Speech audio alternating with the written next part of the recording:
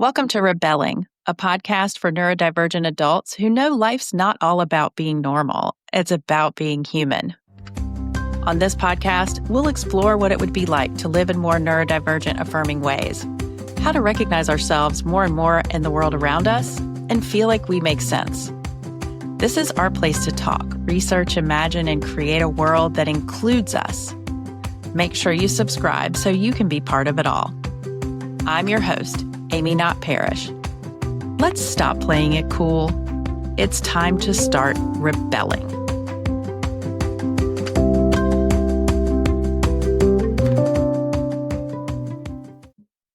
Hi, this is Amy. Welcome back to Rebelling. This is the first in a series I'm calling The Myth of Knowing. And the myth of knowing is something I've been thinking about because I started wondering what it would be like to get to a place where we can not know without that sense of shame or embarrassment. If we can say, I don't know, without feeling like we have something to hide. The myth of knowing is a story that says not knowing is failure and you should always have an answer.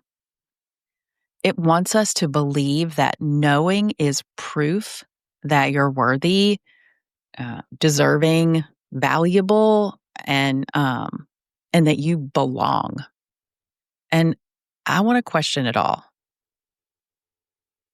This episode is about how we've been conditioned to believe that knowing is good and not knowing is bad.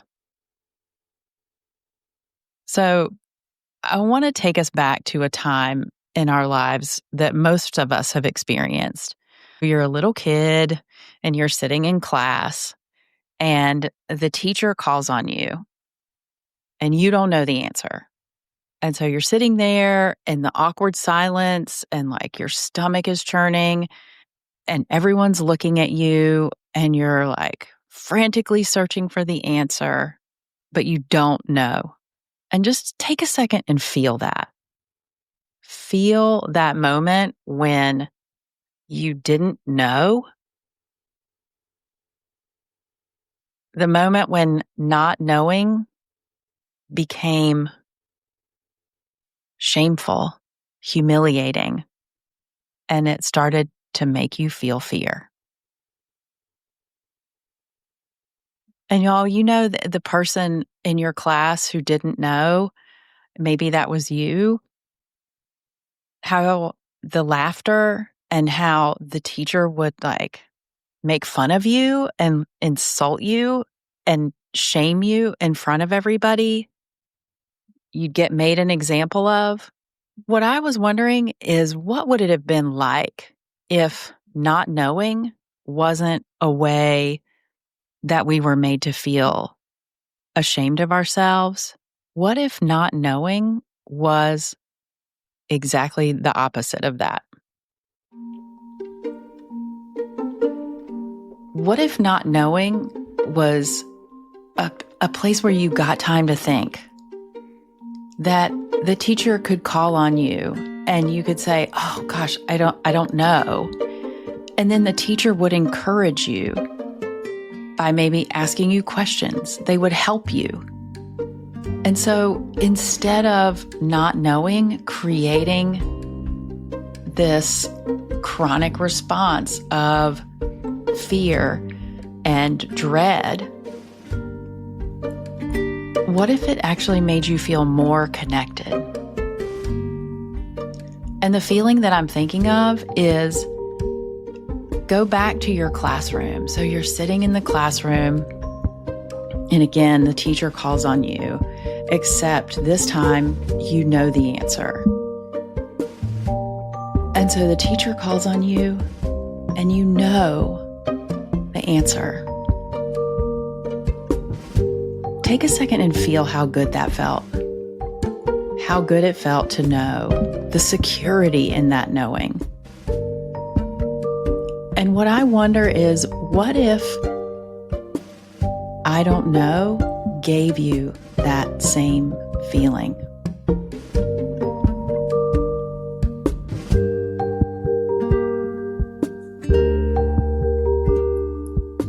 Knowing becomes performance. And it becomes a performance when the appearance of certainty is more valuable than real understanding or curiosity. And that plays out in school, at work, in social situations. People just talk with this confidence.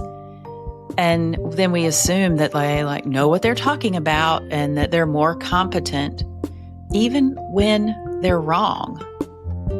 But it looks successful, and so we learn to mimic that because it's safer to act as if or to sound sure than to admit you don't know. Uncertainty is seen as stupidity, inefficiency. In capitalism, uncertainty wastes time. In white supremacy, it threatens the dominant narrative. It asks questions. In ableism, it marks you as less capable. And so people, especially those of us who've been marginalized, often feel like you have to perform certainty just to be credible or heard, to succeed, to be safe. We say we know things, and then we become a person who knows. And so then our value gets tied to being competent, being smart, having the answer. When we don't know, it doesn't feel like something we can learn or we can ask. It feels like we're failing. And it feels like being exposed. And again, this is especially true for those of us outside the norm. We've had our intelligence and our credibility and our capability questioned repeatedly. And after that happens over and over and over again, there's this performance of knowing that's a mask. It's like armor. It invents safety and belonging, and then the mask becomes part of our personality. And then, that becomes part of our identity. And then that becomes part of our culture. And because of those things, performing knowing benefits sameness. Performing knowing, it upholds the illusion that there's one right way, one right answer, one truth, and that everybody else already knows it. And so we pretend to know what everyone else seems to know. And when we do that, we don't disrupt the status quo. We don't ask the uncomfortable questions. You just nod along, right? Keep the peace. Don't make conflict. Don't make anybody uncomfortable. Don't ask anybody to explain something or re-explain something or say more about what they mean or what they're doing. We just keep these dominant norms intact, whether they're about gender, productivity, professionalism, or what's considered real knowledge. Performing knowing becomes a way to fit in. And y'all, if everyone in the room is acting like they know, it becomes risky to admit that you don't. So then we all just keep pretending. The cost of saying, I don't know, or I need you to explain that, it feels too high. So sameness gets reinforced. Things don't get questioned. And when someone raises their hand and says, oh, wait, I don't get it, or can we think about this another way? there's friction. Because sameness is like, nah, let's just keep it smooth. Like, we don't have time for this. Let's keep it simple. Don't cause problems. Performing knowing helps preserve that smoothness and dismisses the people who can't or won't fake it. And that sameness, like, it loves binaries, right, wrong, good, bad. Performing knowing feeds that binary thinking. It upholds the myth of knowing, that illusion of certainty, and it feeds the belief that certainty is safety and sameness is belonging. But y'all, real knowing, embodied, diverse, sensed, relational knowing is complex. And systems built on sameness, they do not like complex.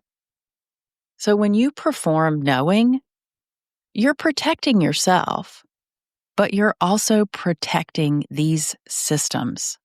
These systems benefit from your silence. They benefit from that smoothness, and it keeps us in these roles that we're expected to play. And I don't know about you, but I learned early on that not knowing was bad. I mean, I can remember being in first grade and not knowing the answer, and my teacher, Mrs. Fisher, acting like I was a total freaking idiot, shaming me in front of the whole class and everybody laughing. I got in so much trouble with my parents for saying, I don't know. It took me a long time to understand that I needed to assimilate more than I needed to understand. And that got me into so many situations where I got hurt because I didn't know what I was supposed to do. So I would just go along because it was like, it was bad to not know and also bad to ask. And as an ADHD gifted person, there are things I just don't know that seem really simple, but can feel really complicated and hard to pin down. Things like how my week has been, what I did yesterday, what I'm feeling in any given moment, what I need or want, um, why I said that, did that, or didn't do that, what I like or don't like. And when I get asked questions about these things and I say, I don't know, people don't understand. And by the way, sometimes I don't either. But because I don't know is such a bad thing, I just sort of ended up adopting other people's stuff to have an acceptable answer. And I don't want to do that anymore. I don't know is a statement. It's a beginning. It's an opening. If I say I don't know, it's a way to honor my own experience, my complexity. It's a way to start investigating what it is that I like. It's a way to start investigating my intensity. It's a way to get feedback, positive and negative, so that I can see myself mirrored back to me, because then I'll have genuine feedback. Learning stuff, y'all, learning stuff is my life. Not knowing is not a problem for me. And it's interesting how this seems to kind of fly in the face of that autistic people like really need certainty. But the more I think about it, the more that I don't know that that's true. For me, I feel less like I want the certainty and more like I want the time to figure it out or the ability to ask the questions without being shamed. It made me wonder, do autistic people need certainty because it makes the system more comfortable?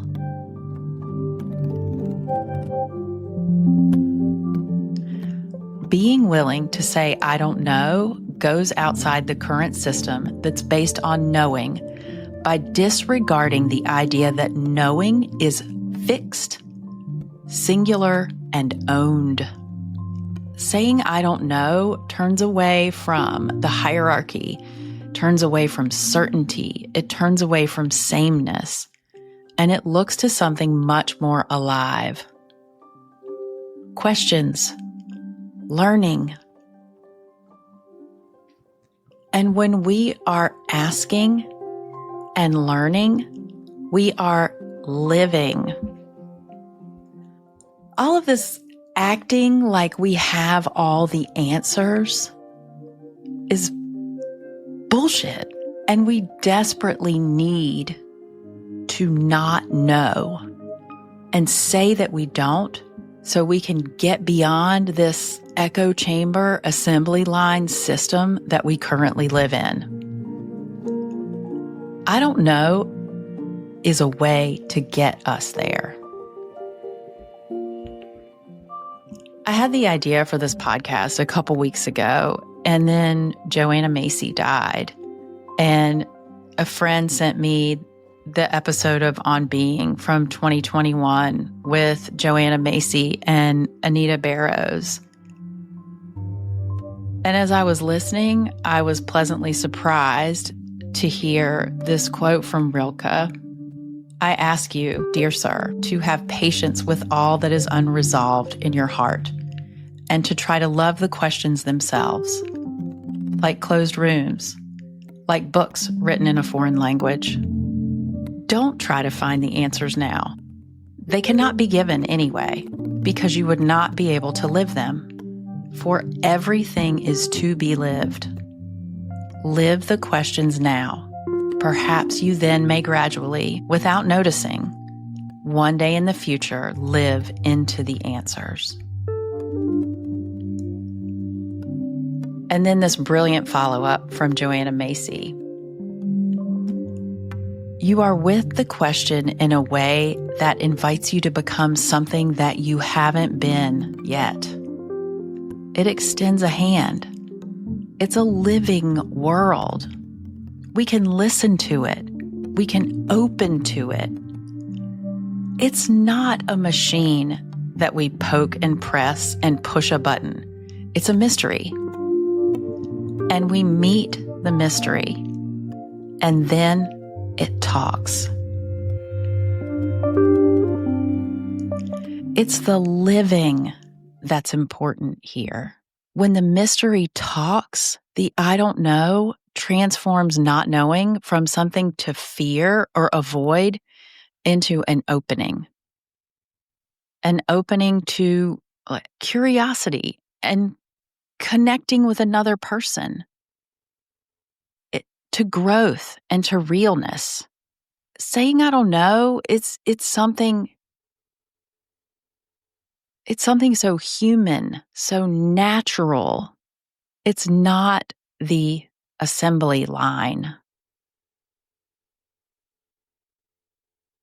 When we're willing to admit, I don't know, when we're willing to say, I don't know, it's like it invites you to explore, to learn, and also just to live more honestly, because you're willing to ask the questions. You don't need all the answers. You're willing to talk to the mystery. Saying, I don't know, can be an act of rebellion. It's a way to reclaim your voice and to refuse the demand to conform by performing knowledge.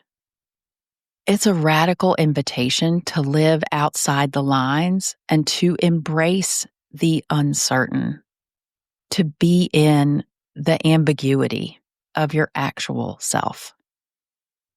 There's a sense of freedom that comes after the tightness when you let yourself say, I don't know. I don't know. You just have to ride the wave all the way to the top and crest over.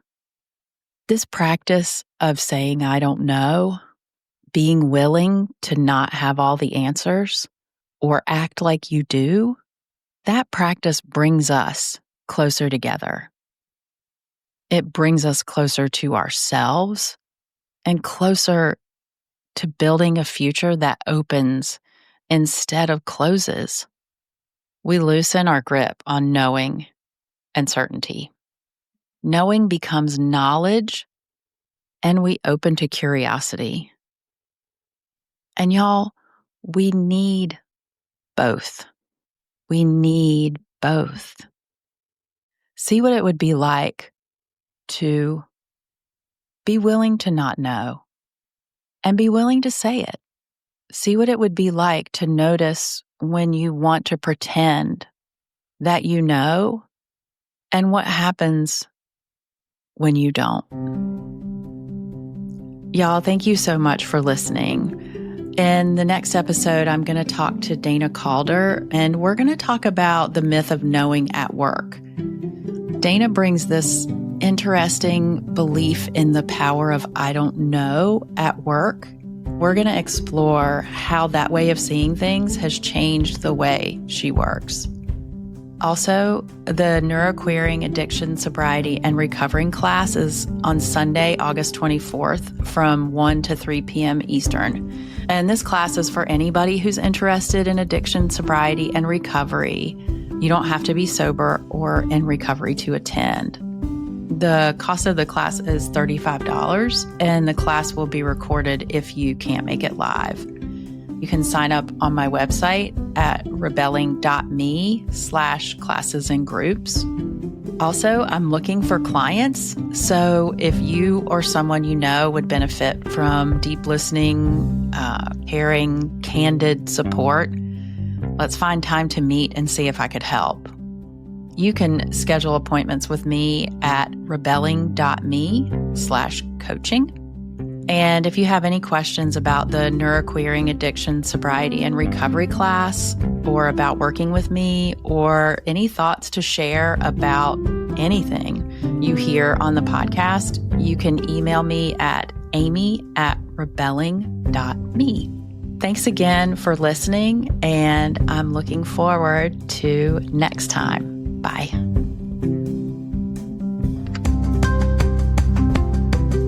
Thanks for taking the time to listen to Rebelling.